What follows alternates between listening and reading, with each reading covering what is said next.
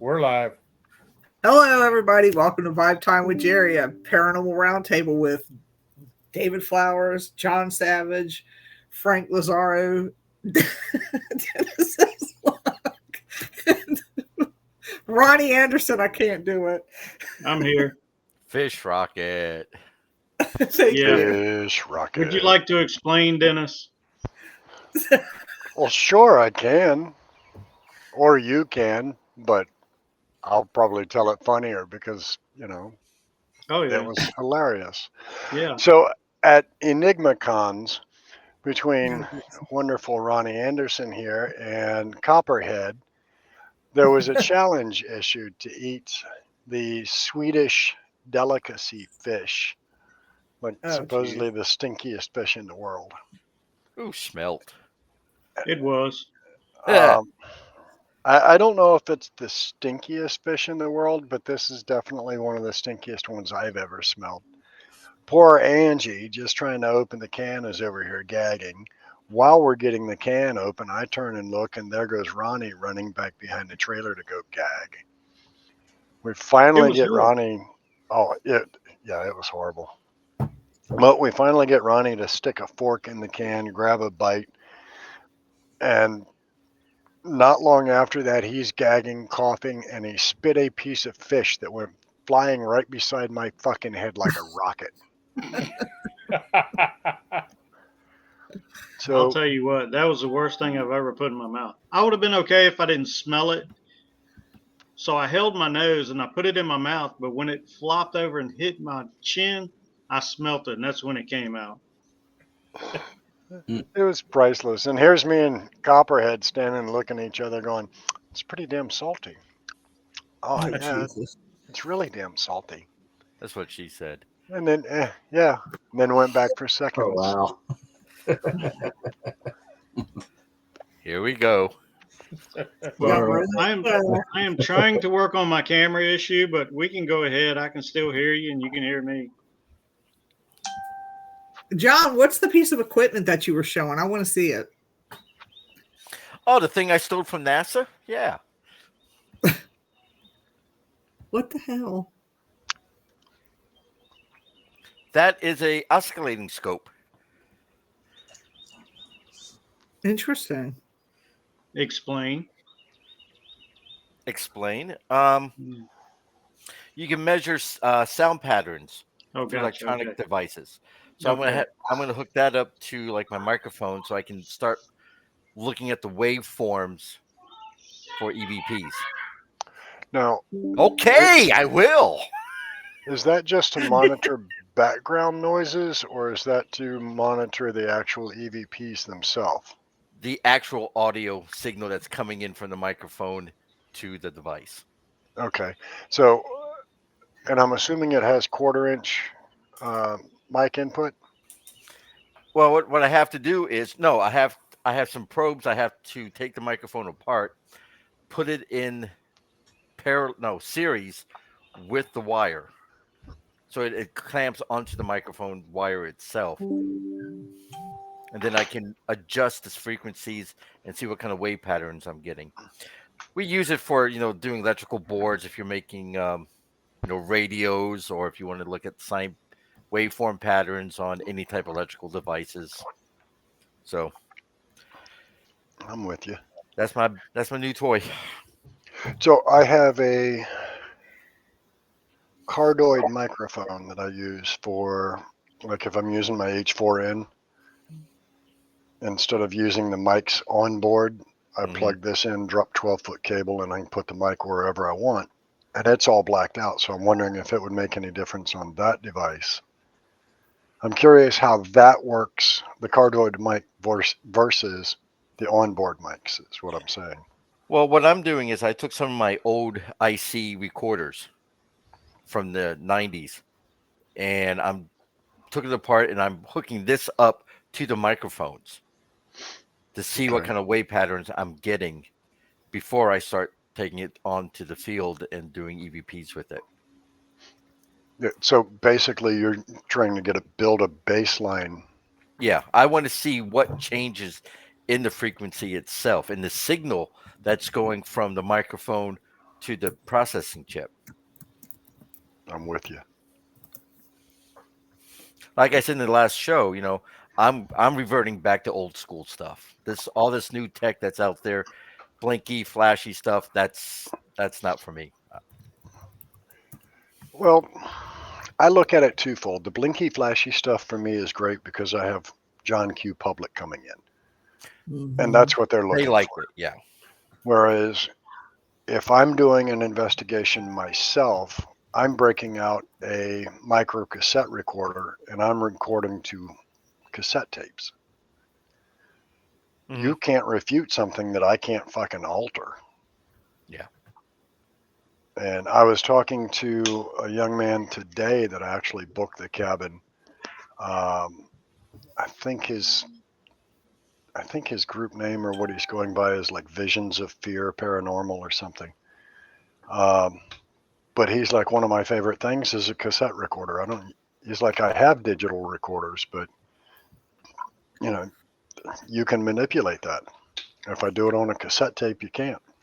I mean, I'm thinking about going really old school with EVPs and getting the old reel-to-reel systems. Yeah. That's interesting. I mean, if you think back to like the origins, and I don't put them on a pedestal like so many other people do, but the Warrens, look at the equipment that they were using when they were first playing in the field. Oh yeah, just a standard tape recorder. Mm-hmm. So, and the biggest thing that and I forget the name of the series that came out, but the biggest thing that they did was they heavily journaled and logged and documented everything. Yep. And how many teams now do that? What are the notes that you have from this, that, or the other? Most teams don't do that. Exactly. We went and did an investigation and we captured this and we captured that. Oh, can I see the notes? Oh, we don't have notes. Oh, okay.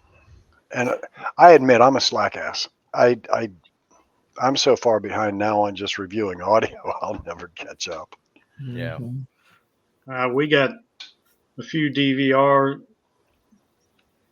that we need to go over also. I mean, back 4 or 5 years ago that we still need to review. We're so far behind too. Yeah, that's the hardest part. And that's what those of us like that are part of this show, we understand that. When I go in and do a private investigation, if I go in and do a home, I've got 3 to 5 recorders running the whole time. Mm-hmm. Yeah. If I'm there for 3 hours, I've got 10 to 30 hours of audio I have to go back and listen to. That's why we use the 5-minute clips.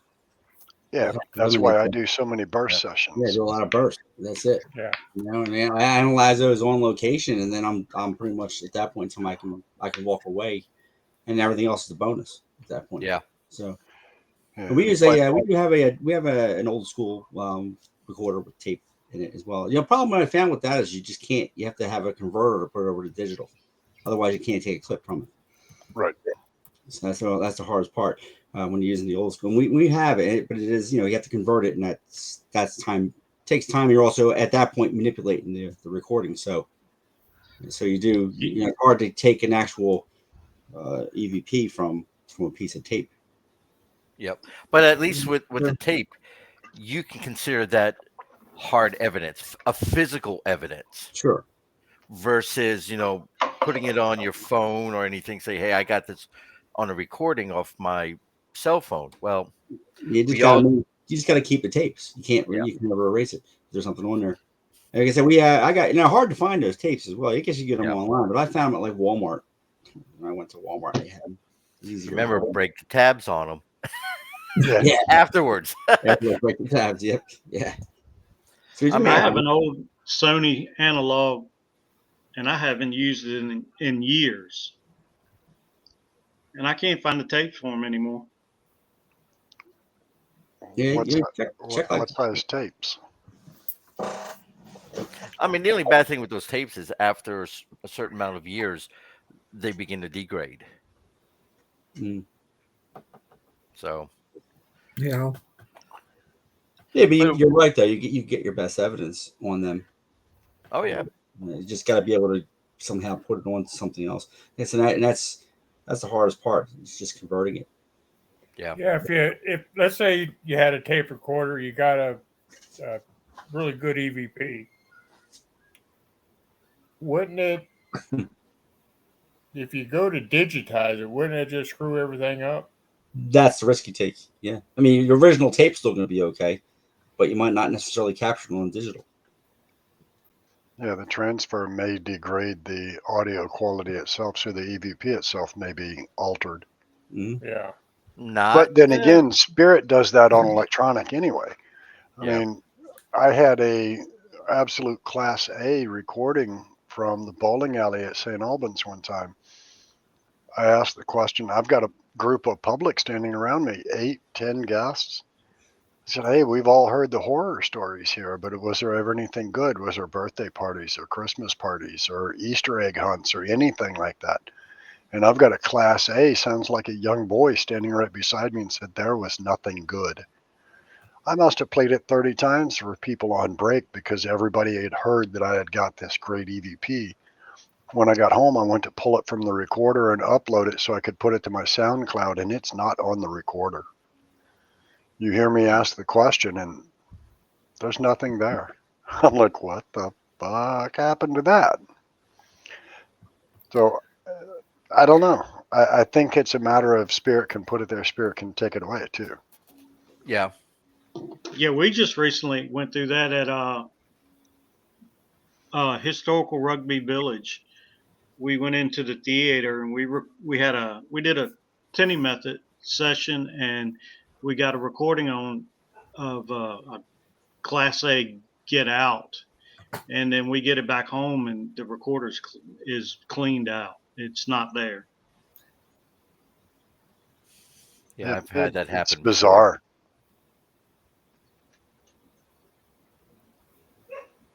And we actually listened to it multiple times while there. But we get home and it's gone. And it's gone. Yep. And then you're racking your brains going, I know I heard it. It's on here. I've seen it. I heard it. Can't find it.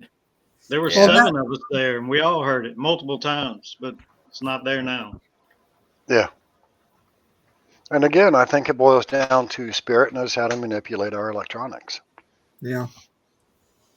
You know, I mean, how many times have you heard of, you know, my mom died or my cousin died or whatever, and a week later I got a phone call from her cell phone number or his cell phone number, and there was nobody there.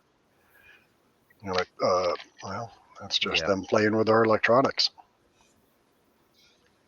I mean, in theory, if we are just energy, our devices all work on just energy. That's probably the easiest energy to manipulate because it's just airwaves. So it's an interesting theory anyway. Yeah. Well, everything is theory, really. We don't know yet. True. I mean, Yeah. And that's why anybody that tells me, well, you know, I've been doing this for X many years, I'm pretty certain I know what I'm talking about. Well, you probably do, but there's so much in this field that if you dare tell me you're an expert, I'm going to laugh in your face. I do too. Yeah. So, Frank, I'm going to get personal for a minute. How much of the evidence from the cabin have you gotten through? Not very much. Only what you heard. A little bit, not very much. There was a shitload captured, though, I'm sure. Oh yeah, I'm sure there was. When we showed you, when we played back for you guys while we were there, was only, I mean, gosh, maybe a total of 10 minutes worth of audio time, 15 minutes maybe max, and we captured what was like 10 or something like that. And we're in clear responses. Yeah, it was. The place is phenomenal. Yeah. So it is. How'd you sleep? First night like shit. Not allowed. Not allowed. Yeah, it's just what he said. Not allowed. First night like shit. Second night like a baby. I locked the door to the basement. I more or less told it, you stay the hell down there. We'll stay up here and leave us alone. I told the team, leave it alone, and it let us sleep through the night. Well, that's like the old man when he woke me up standing at my feet, and I told him, "You stay in the back of the cabin, I'll stay in the front of the cabin. You leave me the fuck alone, we'll get along just fine." I went right back to sleep. That was pretty much it. You leave us alone, we'll leave you alone, kind of thing. And I mean, we slept 2 nights through the place.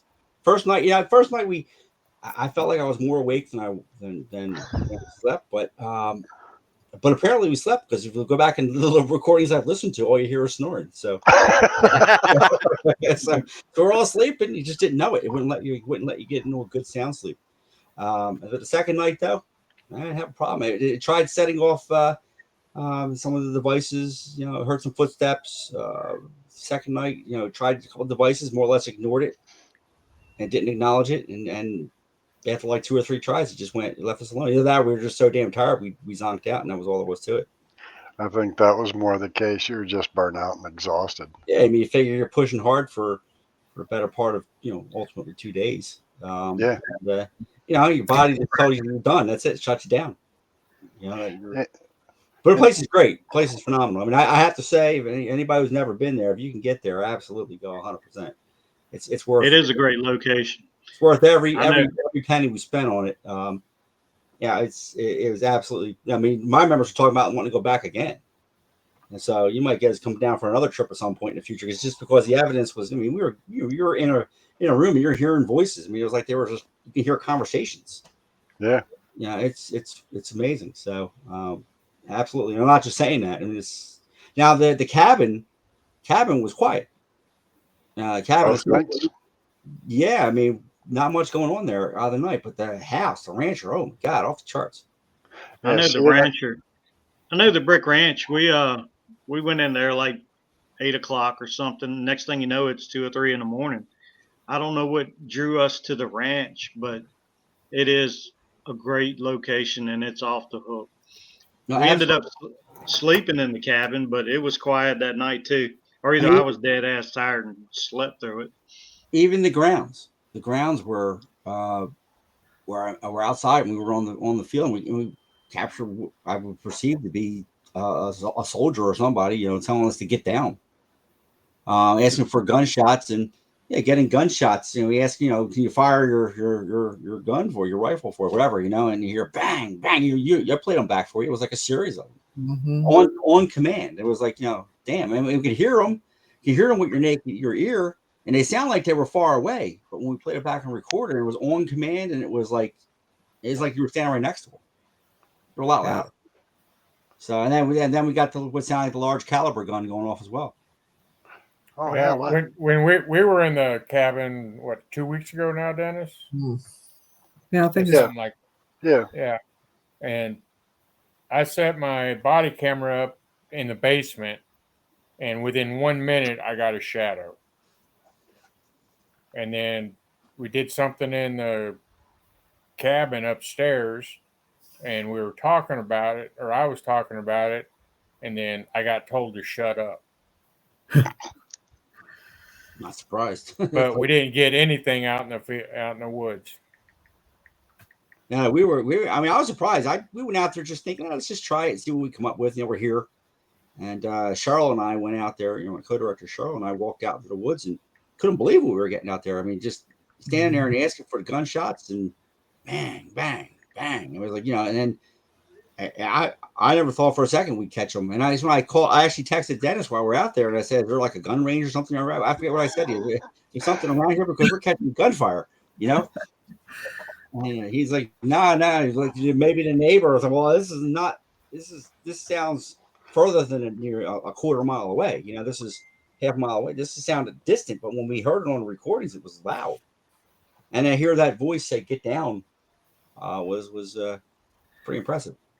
So, as for the cabin, no, I mean, it was like they the only thing that kept them awake over there was the snoring. I just realized I got chat going up here. I missed the chat. Copperhead says he's an expert. He caused a lot of mischief. He's a professional at that. Shayla says she should go. Never been there. I'm guessing she's talking about the cabin. Smart ass. She's only been there half dozen times. Copperhead, hey, I see the fish rocket on here. Oh God, Uh, I'll never live that down. No, you will not, brother. And then, of course, Daryl puts on there that, what the hell was it? I tried to get some on Dennis. I was going to stab Daryl with my fork while Angie's trying to fight to get a piece out. Daryl's trying to help her open the lid, and tying off of his little plastic fork shot me in the thigh. I thought it was a chunk of that stinky ass fish, and all I can picture is having to burn my fucking pants. Like, this stink is never coming out. I'm going to stab you, bro. But yeah, it was fun. It was fun. But yeah, man, the cabin has been off the hook. Now, the team last week, and it was only a couple. It was husband and wife came in. They spent the night, and they said that the blue room, or the green room, which was the downstairs back room of the log cabin, because they had the green lights on in that room. Mhm. The woods and Melissa's bedroom were the active places. And they said the basement was fairly quiet, but they did get a little bit. But those were their three main. The woods Yeah, the was basement was quiet for us their as top. well. The basement was quiet for us as well. And I said we had a couple people try to sleep down there in the basement, and they say they didn't have any activity whatsoever in the basement the entire night. It was more of just the house itself. The noises inside the house that were keeping them kept them awake. But upstairs, the first night, like I say, and it was footsteps, voices. I mean, we actually heard a female. We all heard it. And came around. They came around. And get up! I was get up, get up. You know, I was like, we all heard it. Everybody gathered and said, "What the hell was that?" You know, it was like just wouldn't let us sleep. It was great. I mean, challenge accepted. You know, hey, you know, you pushed around the wrong group of people. We're gonna you're gonna make me want to stay even more at that point. So, All right. Now I have to ask, mhm. what other fucking weird group of people other than paranormal enthusiasts would go, man, it was so weird there and kept us up. It was great. I don't know of any other. Yeah, that's what you're there for, right? That was the whole point of the experience. I mean, you know, sleep through it. You know, you need rest, granted, but you know, to be kept away by things like that, you know, kept awake. It was, you know, hey, it was. I was hoping that it wouldn't do it the second night. I mean, the team needed some rest, so we were pretty beat. But yeah, it was a great investigation. One of my members up here with Stella was great. Yeah, I mean, it was a good investigation. You know, we had a good time. Investigation. So We will. Oh, sorry. yeah, basement looked good. You know, your walls were effective. We tried writing some letters on them, and we had to get a brighter flashlight. But aside from that, you know, we didn't have a really strong flashlight, so it lasted for us for Hey, like 10 Jeannie. minutes. Yeah, we didn't get minutes off of it. Well, Haunted, definitely catch up with us. Check out TCO360.com. Check out the calendar. That reminds me, I found out today I have an issue with the payment system.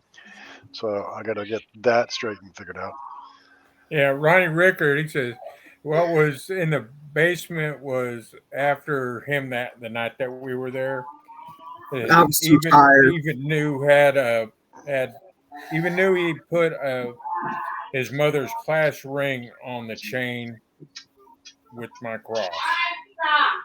Yeah, they mentioned a ring on the chain, and he had his mom's class ring on his chain.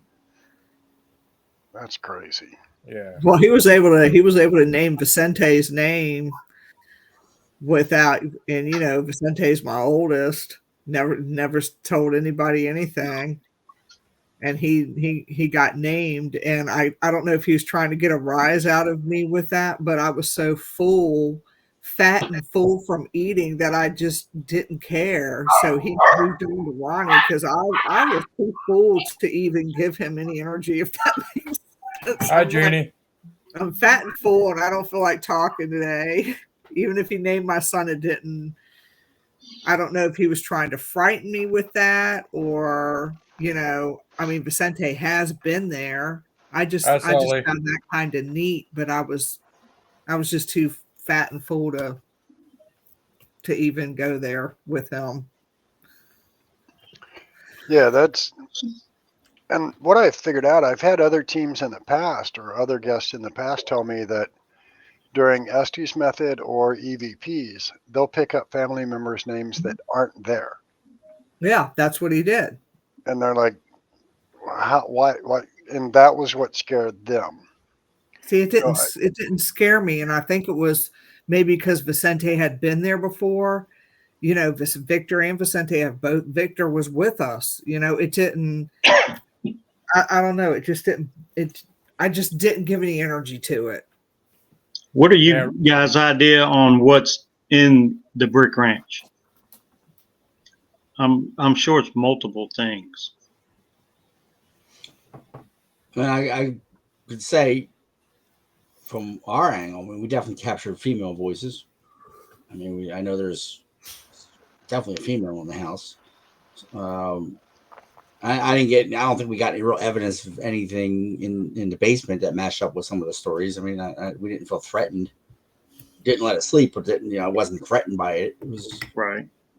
I know we did solos in the basement. We went. It was 6 of us there, 5 of us there, and we did solos throughout the night, like 30 minutes to an hour.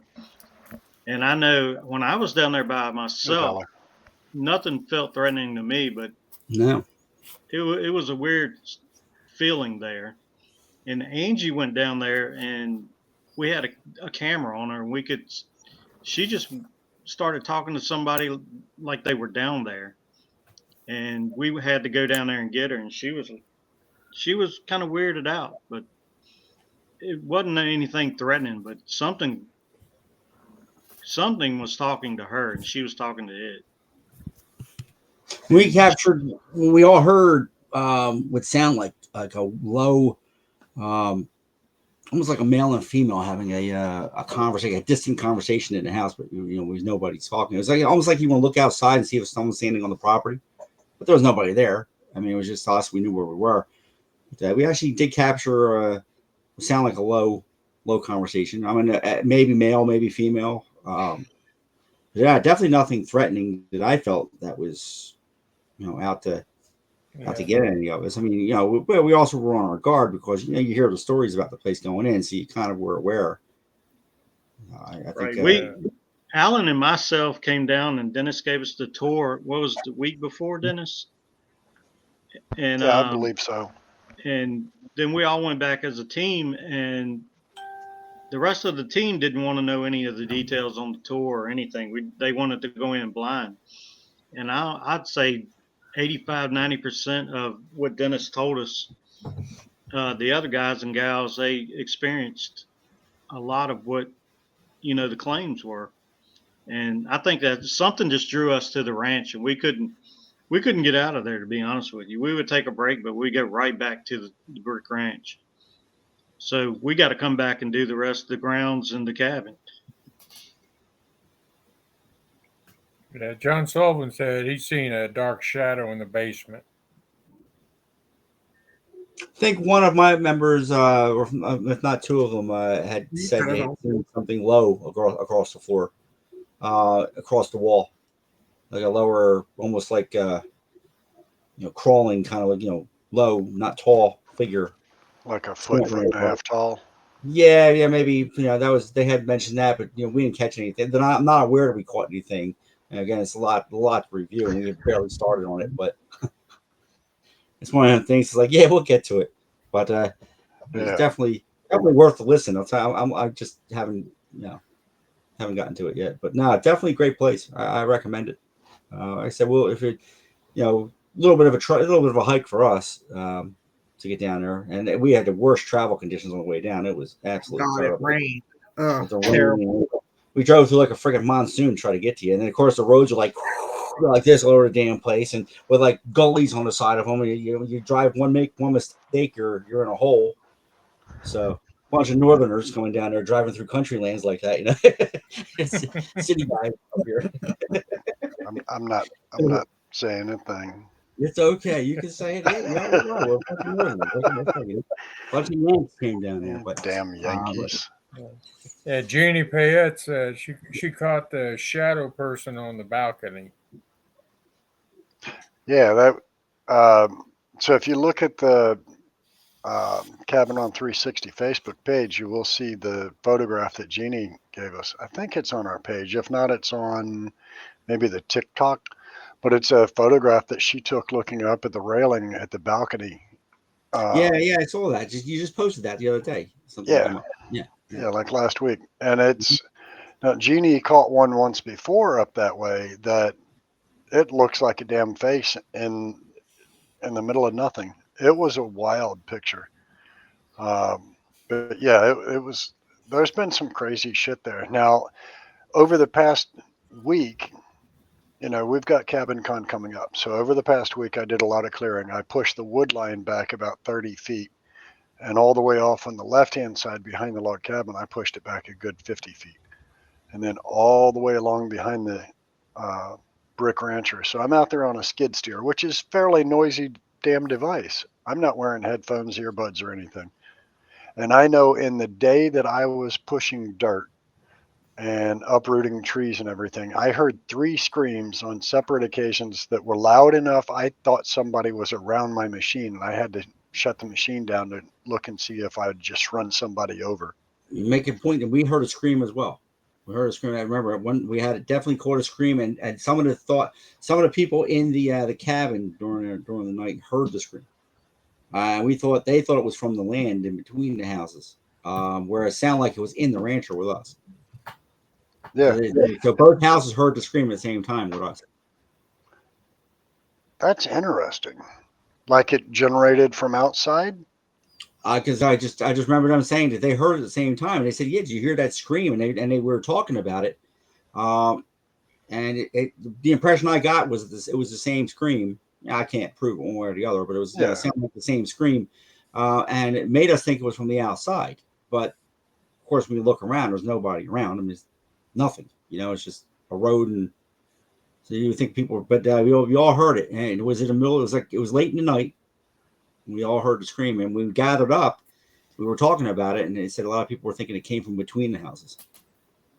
And that makes sense. I've had figures been reportedly seen between the houses. They've had that as well. They had that as well out there. Dennis, a figure. They saw figures between them. Yep, I saw. Was I think if Tina was on, she'd be able to explain it to you. But Tina had said she saw or heard someone saying to her, "Come here," in between the houses, almost like trying to get her to approach. That's funny because I had a group that was out there, and as I'm doing the tour inside, I'm doing the history inside, and one of the young ladies that was in the group had just had a friend back in a few months previous that had taken her own life. So as I'm telling about the young lady that attempted to in the log cabin, she wanted to step outside. It was too much for her. So then I take the rest of the group and I walked them into the back room downstairs. And as we're coming back out, I looked out the side door and I see them in the side parking lot. Then they met us coming in the front door, and they're like, "Ha, that was funny. Which one of you yelled out back, 'Hey, come here'?" So someone else heard it. Yeah. And we're like, we were all in the back room. We were inside. And they're like, "Did you open a window and yell, 'Hey, come here'? Because we heard a voice definitively from the woods area go, 'Hey, come here.'" It's the same thing that Tina said. She said she heard somebody yell to her, "Hey, come here," like along those lines. Makes you wonder who it is. Yeah, and that's completely. And we had no knowledge of that. This is something that happened while we were there, and I'm sitting here thinking about the evenings.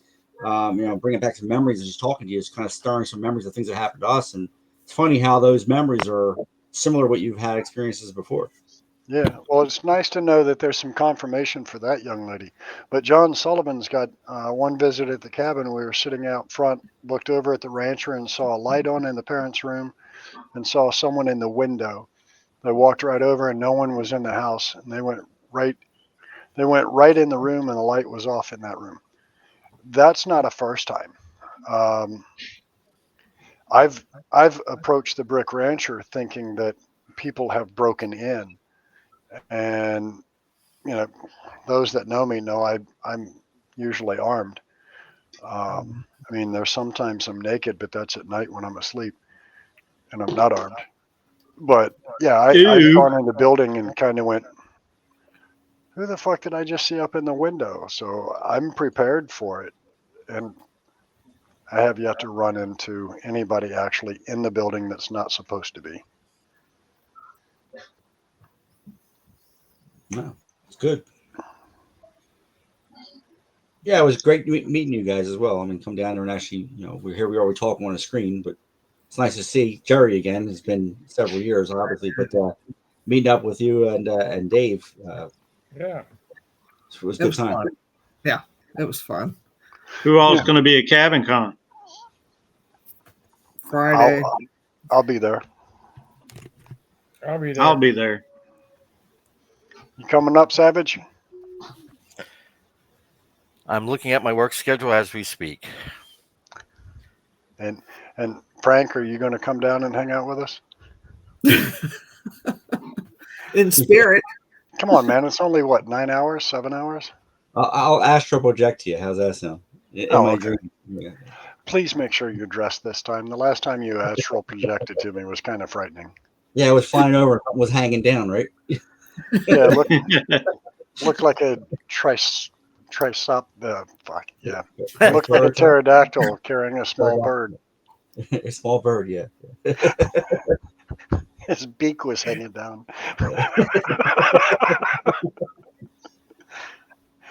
And absolutely, if I was closer, I'd come down. But be a little alone to come down for a 6-hour ride. I'll have to sleep in the cabin again that night. But it can be arranged. Yeah, we've got pretty cool shit planned up, but I don't want to take away from freaking awesome paranormal show that I'm doing next. So I'm gonna shut up about the cabin. I'll let you guys come up with the next topic. Well, I still wanted to learn more about John's little machine because I thought it was cool. Is that all it does? Does it does anything more? I mean, interesting. I mean, it's. Hold on. Let me see if I can turn it on for you, just for you. Thanks. I'm just curious. I mean, y'all are the scientific people. I'm just, I don't. I mean, the thing's huge. It's just interesting. Okay. It looks like a big battery or some sort. Like I said, it's stole it from NASA. That's nice to know. It's got sound generators. I'm still learning how to use it, so. Interesting. I drove down the week after to DC. We drove home, came back down to DC with the family for the trip to that NASA Smithsonian thing. The one that's not in Washington, but right outside. I forget what it has a guy's name, I guess. Over by the airport, the old airport. Yeah, I forget the name of it, but we went out there. So it's funny. I never get down to DC ever, and 2 weekends in a row, I'm taking that 2.5-hour ride to there. So yeah, but that place is pretty neat. The place has got something. Yeah, he has the Enola Gay in there and everything, and space shuttle. And I mean, I was impressed. I thought it was a great time. So it's funny. Caught some shitty weather that weekend. It was a little rainy and crappy out. Drove the kids past Washington D.C., the White House. Drove by that. Things we don't see all the time. They've never seen, so it's good stuff. It's fun. Yeah, there's some absolutely awesome museums in DC too. You can easily spend a week there if you have the time. Yeah, everything's so damn far apart in between. It's not like you can park and walk. You have to drive everywhere. Pay for $1 parking everywhere you go. It's so it'd be a little expensive. Unless you take a shuttle, I guess. They have little tour shuttles, I think, right? Mm-hmm. I don't know. I usually found a fairly close parking to what they call the mall. And I walked from there to most of the museums and everything. And then when we're driving home, driving home, we're roll the windows up tight and lock the doors and the windows, and it goes from being DC's nasty to start with. Then you get into some of those suburbs outside of DC. I'm like, let's just keep hitting the gas. I hope nothing tries jumping in the car while we're driving. But that places. Yeah, do they have? Is there a centralized place? You say, where is this at? You were talking about, Dennis. That would be somewhere you could be centralized and walk a little bit. Yeah, I mean, it was one of the, I don't know, pay to park, and I think it was only like $8, $10, $12 to park. And then I'd walk from there. Like this was when my daughter was, I don't know, 18, 19, somewhere around there. And I took her and her best friend, and they tried to kill the old bastard. But we walked over to like the World War One museum, the Vietnam Wall Memorial, walked to the Smithsonian, a couple of the different big museums. I mean, we spent a good 8 hours walking, just checking out the museums and other attractions, and it was well worth it. And then go ahead. Sorry. The whole time, nobody fucked with us. They just left us alone, let us do our thing. So, but like Frank said, you could probably spend a week up there and probably not see everything. Yeah, for me, it's down there. You spend a week down there. Oh, I'm sorry. Most definitely. But no, it's we had a good time. We went from the museum to Arlington, and then did a forced march through Arlington because they were closing. And me and being the gotta do everything by the rules. Gotta get out of here by 5:00 before they come and shoot us or something. So so forced marching the family out the gate. But yeah, it was a good time. We had a good time. We went there, we drove past the Capitol and stuff. So things we don't normally see. Like I said, the kids never seen. It was a nice trip for the day. Nice Round, nice day trip for them. So yeah, DC is phenomenal in some of the museums that they have, and like I said, for the most part, nobody screwed with us. No, nobody over at all. But it's like we went through when we were leaving from DC to go to try to get back onto I don't know, I guess like 95 or whatever we were trying to get back onto. It turned a little shady. A couple of we drove through. It was like the trolleys go through and everything. I don't know if you're familiar with that side of the city, but they had the old little trolleys going through. And but yeah, there was some parts there where I was like, yeah, let's just keep moving. Didn't feel. It was also getting dark, starting to get dark. So we were get a little nervous. Made us a little uncomfortable until we got into more familiar territory, I guess you could call it. You don't want to get lost in there, that's for sure. I wonder what kind of activity goes on there as far as on the paranormal end. That was my question also. Because there's so much stuff out there. I mean, you got the Arlington Cemetery. You got so much stuff. You've got artifacts in the Smithsonian Museum. It just seems like it would be an interesting place to. I bet the red tape is atrocious to get into anywhere like that. Yeah. Oh, I doubt you could even get into them. That would be like trying to get into, a battlefield and getting past National Park Service to let you in and investigate Gettysburg overnight out on the battlefield. I don't see it happening. I don't even like you holding the voice connection. Park connections, got any? Maybe. But I do know this. The one museum that we walked into, there was a 1930s car in there. I don't remember what it was for, but I remember seeing a man sitting in the car, and he wasn't living. And it was like, what the hell was that? It was one of those where I had to do a double take and look back and make sure I saw what I thought I saw.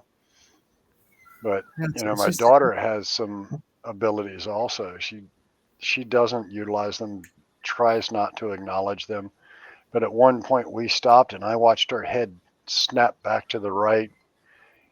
It's one of those, as we're walking along, just all of a sudden she's like, "You all right?" And she's like, "Yeah." I'm like, "All right, so what happened?" And we're in one of the museums. She's like, "Somebody just talked right in my ear." Okay. She wasn't impressed. Did she say thanks, Dad? No.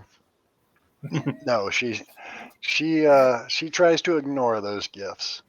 Shayla says, watch Demons in the White House on Discovery Channel. Also, my mom worked at one of the museums before she married my dad. Remind me to tell you the stories she told me. also about the Exorcist stairs. That would be interesting. I think of all the buildings in DC, if I were to be able to get into, they gave me a, like the white privilege card or something. I don't know if I would want to use it at like the Smithsonian Museum or the White House, but I'd love to investigate both of those. I would do, if they gave me a choice, I would do the Smithsonian. That's just me. I would like to know if people are attached to some of their prized possessions that are in the Smithsonian Institute, which you can't really see in one day. To me, it's huge.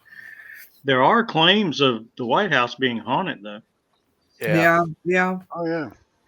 Yeah, I've heard that, but there's just something about the Smithsonian Institute that is interesting. It's almost like that place in Williamsburg, that one museum that they have that's just loaded with artifacts. You know what I'm talking about? It's one street over from Duke Gloucester Street. Oh, that used to be the armory, I think.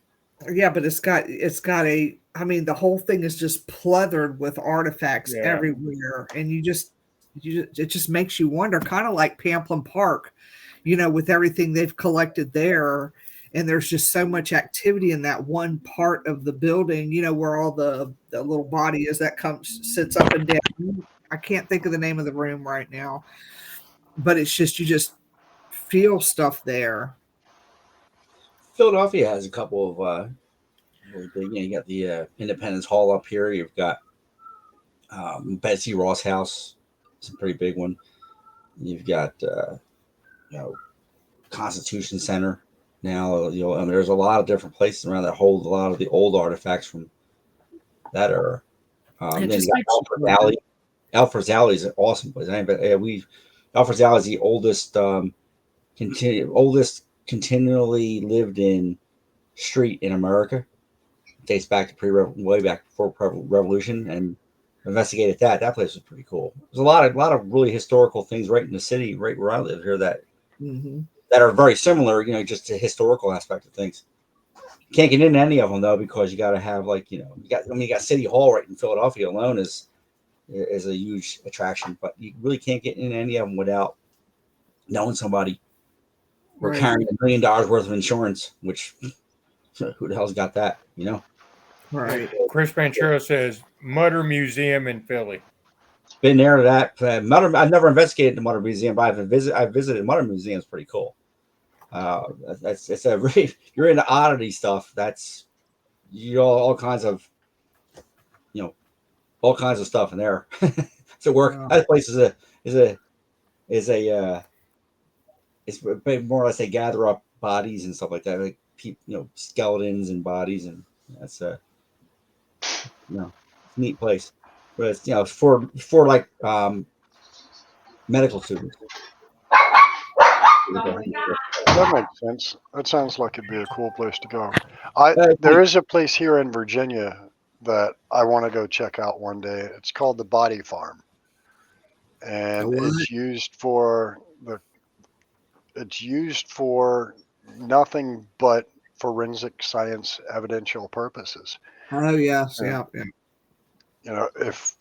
it's where folks that quote unquote donate their body to science, they'll lay a body out in the field, they'll wrap it in a tarp, they'll put it in plastic, they'll whatever, but they want to know what entomology interacts with it after what period of time. We know that on average 4 days before this insect or that insect attacks the body. And that way, when they find somebody that has passed away in their home or whatever, they can base by what insects are on that body, how long the body has been there. But I'm thinking that would be a fairly active place. It'd be kind of cool to go check out. Mm-hmm. I'd heard of that place. I just didn't realize it was in Virginia. Yeah, there is one here. I know a lot of states have them. Simply because their state universities and whatnot want to study the same exact thing. I seen a documentary on one, and I think it was Arkansas. It was the same thing, just for the forensic study of bodies. I'm not Taylor wants to go with you, Dennis. Yeah, I see that. Shayla and Jeannie are both going with me. We'll make it a trip, ladies. But yeah, I mean, if you think about it, though, you're not going to have the same entomology interaction here on the moist west or east coast that you would have out in the dry, humid, or dry, arid east coast or west coast. Son of a bitch! Why am I having so much issue here? Yeah, spit it out, Dennis. I had to check my tongue, make sure I had the right one in. This one keeps getting over my eye teeth. I can't see what the fuck I'm saying. But yeah, so a lot of states, like, I mean, Louisiana is going to have totally different insect interactions with corpse than they will have here. Yeah, So there's a most body states have farm in their own Knoxville. body farm. Yeah. Yeah. But I don't know where the one is here in Virginia, but it would definitely be interesting. Manassas. To check out. Manassas. Is that where it is? That would make sense. You know, you've got the CIA, FBI training headquarters up there. So Yeah, that would Northern make sense that it Virginia. would be around Manassas. Mm-hmm. I would imagine it would have a odor, though. Yeah. Oh, Body yeah. farm decomposing corpses coming to Manassas. So yeah. Manassas. I The think the one lab- in Arkansas was ran by, it was a part of the FBI. Yeah, it sits on a 5-acre facility on George Mason University Science and Technology campus. That makes sense. I wonder if we'd be able to get in touch with George Mason University and go investigate there and see what paranormal evidence we can garner. Yeah, that would be so cool. John can bring the little thing and see if it works. It needs electricity, but That is so cool. I got an extension cord. There you go. So it just, what is it? It just picks up sound? Is that what it does? Well, right now I don't have anything hooked up to it. The next show I'll have a microphone hooked up to it so you guys can see how it reads on the scope. Cool. So I like, definitely want to see it work. yeah, if you're doing like an EVP session, then it would like blip, right? Yeah. Yeah. Okay. That's So neat. You can actually see the sound wave pattern itself. does it pick up vibrations or just sound? Or both? An oscilloscope would pick up vibrations as well, right? If there's enough voltage going through a sensor, yeah. Like, I mean, like if you were set that up in a room, would you be able to monitor for like footsteps or anything like that? No. Nothing like that. No. Yeah, I got. Well, if they made a noise, you would catch it. If it's a noise, yes. If it microphone picks it up, it should register on the display. Yeah, and I think what you're thinking about, Frank, is oh crap. What's the Echo Vibe is what I'm talking. I had an equipment called an Echo Vibe. It runs the same way. It picks up sound. You can't see it though. Yeah. Damn it. Well, the vibration. I can't think what the vibration sensor is called.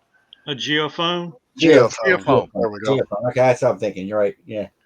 So I think if you were to have a geophone sitting side by side with John's, well, I would have to. Cool. I would have to hook it up to a circuit to see what frequency is coming out of the device from the sensor itself. Yeah, but my thought is just to simply have a geophone interacting as though footsteps are happening and then watching the oscilloscope at the same time to see if it audibly picks up the sound. I can give it a try. Because you're after the vibration is all the geophone's going to pick up. It's not going to pick up the sound, but you would want something to back up the sound. Yeah, it's not going to pick up the sound itself because it has no way to hear the sound, but it will pick up the voltage from the device that the sound is coming from. And that's one of the things that, like we were talking the other week, how many different instruments would you have to record all the different energies that take place at any given moment? There's no way we can monitor the entire environment precisely Yeah. and know what paranormal activity is fueled from. Is it solar? Is it lunar? Is it gravitational? Is it electromagnetic? Is it static? There's so many, is it a solar flare? We can't monitor all that shit at once. But I hate to bug out. I'm going to leave the show to you guys. I'm going to switch over and join Freaking Awesome Paranormal Show. If you have an interest in the Cabin on 360, by all means, check out tco360.com. Check us out for Cabin Con 2025. It's May 30, 31st, and June 1.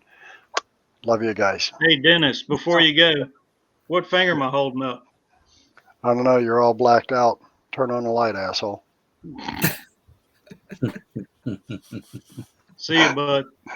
Later, brother. Bye, Fish Rocket.